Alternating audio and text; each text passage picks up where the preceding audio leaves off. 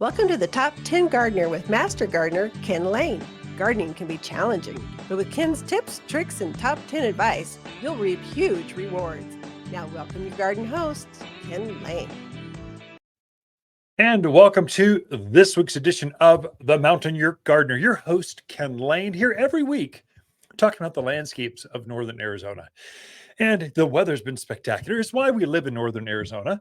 It's just cool, but it's 4 seasons, but it's just nice. So you can get out almost at least several days a week. You can get out all year long.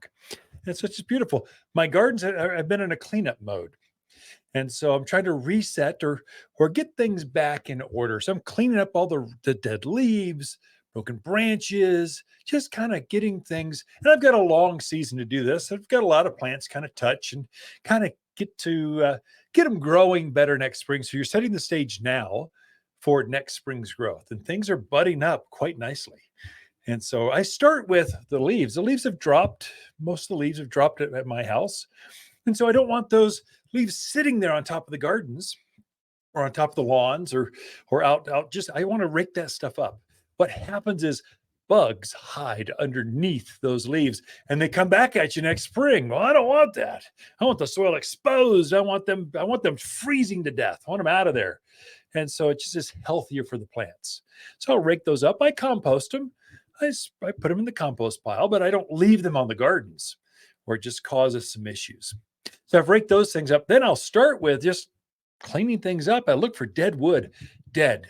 Anything dead in your gardens is bad. And you just don't want that. So you don't want dead leaves. You don't want dead twigs. You don't want broken branches. It just attracts more decay and death and stuff. So get rid of that stuff. So as I rake things up, it's opening up the bottom of those branches so I can kind of see the structure. I can see what's going on.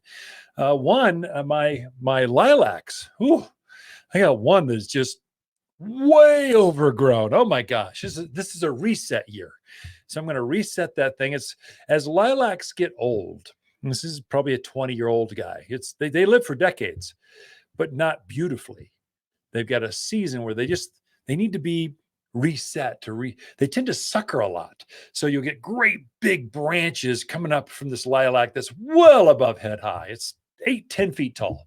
It's way too big for the space where it's at.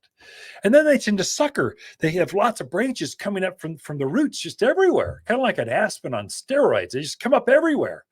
And so I don't want that. I don't want it to be overgrown. I want it to look shapely and beautiful. And so now normally I'll tell folks don't prune lilacs in the winter because I'll lose some of my flowers next spring. So the buds, I could see the buds. I was trimming them back. I knew I was going to lose some flowers, but this next year, it's almost going to be a rest year for this lilac. Don't focus on blooming. Focus on adding new foliage, vigorous new stems coming up, and then set stage for next year. And so I've all those suckers got cut back. I took out the main heavy, tall stems. I want vibrant, young, supple kind of branches coming up. Those provide the best flowers. And so I'm going to reset them that way. And so, yes, I'll lose some flowers, but I knew that I'm okay with that, but it sure looks good. When I got done, I fertilized like crazy. Actually, I put a 3-inch layer of compost around the roots. That's going to really stimulate things, attracts worms, gets the roots where they kind of go, wow, I don't know what just happened, but it feels good right here. Let's grow.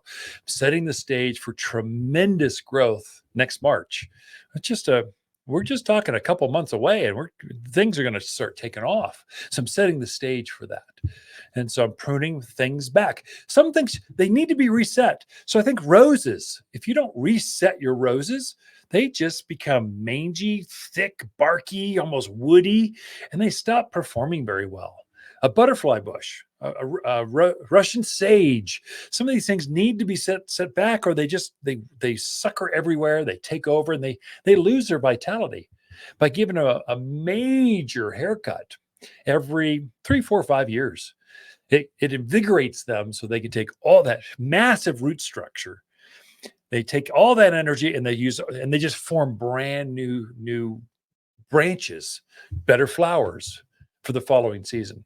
So this year is going to be a reset year. If I reset 3 or 4 roses, just cut them right back to just really whacked on them. Some of these roses are 20 plus years old. But normally roses don't bloom that well for that long. But if you really take them back and start over again, they do. And so these roses are probably, I don't know, a foot and a half around. Well, not anymore. Now they're like the trunk is that big, but they've only got 5 or 6, maybe 7 beautiful soft green canes coming up.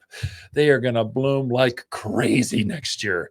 Oh my gosh, you're going to put on 6-7 foot of growth and just be covered in flowers because I reset them. So most plants put their best blooms on vibrant new wood. And so if you can encourage new wood to come up, you'll get better growth. When it was all done, I fertilized everything. So I got my butterfly bush, the lilacs, a couple roses, all set. I insulated the roots with about a 3-inch layer of just organic, rich soil. Put a 3-inch layer of mulch underneath the over the root zones. And then I fertilized. So now food, there's really 2 kinds of landscape foods that are out in your yard that you can use in the yard. There's summer foods and there's winter foods. So, and the plants cannot pick up one or the others. They can't pick up the winter food in summer and summer foods in winter. So your nitrates are more of a summer plant. So ammonium nitrate, that's a summer food. That's if you want to make corn grow like crazy, give them nitrogen, nitrates. Your sulfates, they are going to be more of a winter food. So ammonium sulfate is going to be the opposite of that. When the soil temperatures get cool, the plants can pick that up. And so know which one you're putting on, or you're just wasting energy and money out there in the gardens. So the right food at the right season makes a big difference. That's with chemical foods. Now, organic foods are different. So those organics, so if you're using bone meal, blood meal, feather meal, all kinds of meals. Those get cottonseed meal, classic for big flowers, fragrance, brighter colors. And so that's going to bring that out. Organic foods break down over a longer period of time, and they break down it's kind of like processed food or all natural food that you're eating. Organics are that way. They're all natural foods. As they break down, the plants can pick it up no matter the season. And so they're not going to be like a synthetic fertilizer, like ammonium nitrates only summer. If you put that on the winter, you might as well just wasted time. Plants aren't going to benefit. Sulfate's the same way. So organic. So I put organic foods. I put 744 all-purpose plant food down. It's cottonseed meal, bird guano, some sulfur, some iron. I just love that. It's going to set the stage for massive flower and leaf bud growth next spring. Then afterwards, here's kind of the insider tip. For my blooming things, I kept back a very large rose and a very large butterfly bush. This thing was way too big. It's going to bloom spectacularly next year.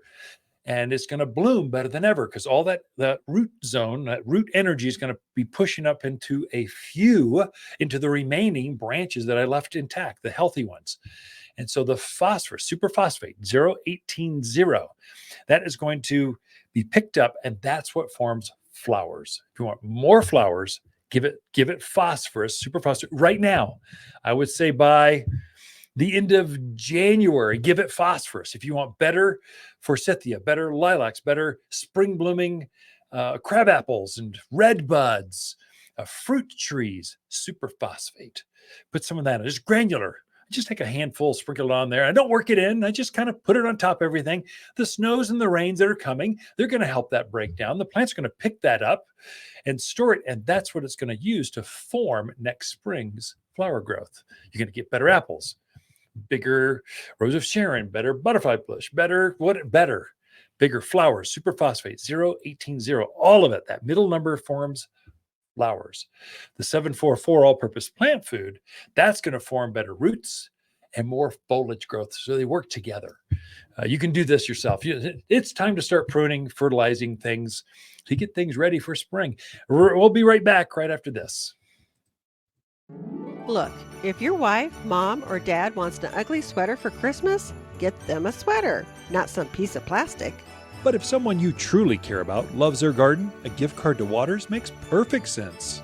Next spring, she can pick exactly what she was hoping.